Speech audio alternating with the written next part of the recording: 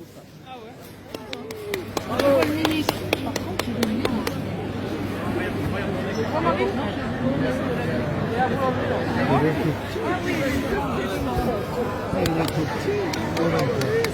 Macron, il y a Paul Biya qui tue les Camerounais, monsieur Macron.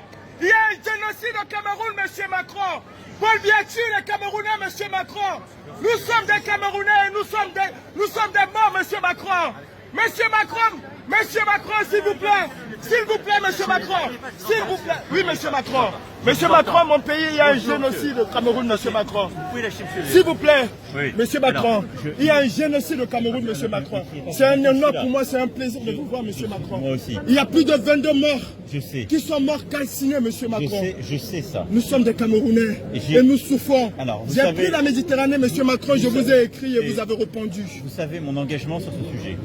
J'ai mis la pression sur Paul Biya pour que d'abord il traite le sujet de la zone anglophone et ses opposants.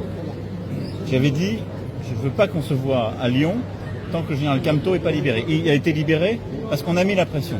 Là, la situation est en train de se redégrader.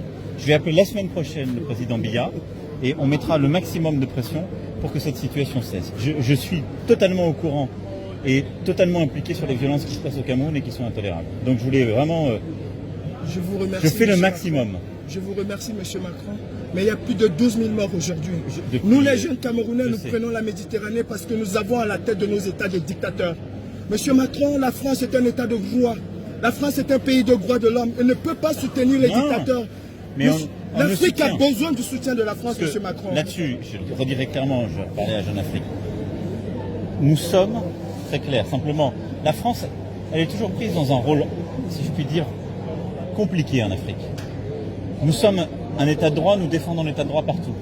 Mais quand en Afrique, un président français dit tel dirigeant n'est pas démocratiquement élu, les Africains disent « mais de quoi venez-vous vous mêler? Vous n'avez pas à nous donner la leçon ». Donc moi, j'ai dit partout, je veux des dirigeants démocratiquement élus. Et là où ils ne sont pas démocratiquement élus, je travaillerai avec la société civile. Je mets la pression sur chacun et je travaille avec l'Union africaine et les organisations régionales pour mettre la pression. Quand le président Kabila était là, il y avait comme vous des opposants dans son pays. On a mis la pression, on a travaillé avec plusieurs autres présidents. On a réussi à ce qu'il y ait une alternance politique pour avoir le président Tshisekedi. Sur le président Biya, je lui ai dit, il doit rouvrir le jeu, il doit décentraliser, il doit libérer les opposants politiques, il doit faire respecter l'état de droit. Je mettrai tout ce qui est en mon pouvoir pour le faire, je veux vraiment que vous le sachiez. Mais ce n'est pas la France qui peut faire la démocratie au Cameroun, à la place des Camerounaises et des Camerounais. Je le comprends, monsieur le président, sauf que quand il vient de prendre de l'argent en Afrique, quand il vient vous prendre de l'argent, c'est pas une ingérence. Si la France donne de l'argent au président africain...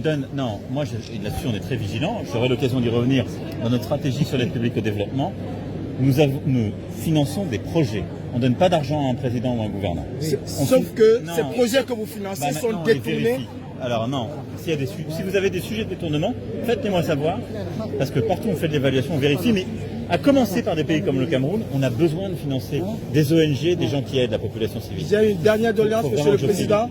Il y a des opposants au Cameroun, il y a une femme, Rosa Ndimeni, qui est en prison tout simplement parce qu'elle a demandé le boycott. Est-ce que vous pouvez faire qu'on libère ces gens? Parce qu'on sait que quand vous passez un coup de fil à M. Biya, il le fait. J'espère. Est-ce que vous pouvez me donner les noms? Je vous enverrai le nom, monsieur le président. Dites-moi qui je parlerai avec cette personne.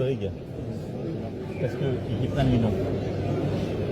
Rosa Ndimeni, Mamadou Mota. Mais si je vous dis oui, je vais les oublier. Je ne vais pas vous mentir. D'accord, monsieur le président. Je préfère qu'il y ait quelqu'un qui les note. D'accord, monsieur le président. Et qui les donne à mon conseiller africain. Je suis juste un activiste. Je suis un activiste. J'ai pris la Méditerranée pour venir en France. La France est un état de droit et ne peut pas supporter ce genre de choses. Très bien. Oui, pardon. Monsieur va vous donner des noms qu'il faut me donner à Franck Paris pour mon appel à Biya. Merci, monsieur. Merci, monsieur. Merci. Merci, monsieur le président. Bonjour. Bonjour à vous. Voilà. Comment allez-vous, madame? On continue. Vous allez bien? Oui. Bonjour, madame. Pardon.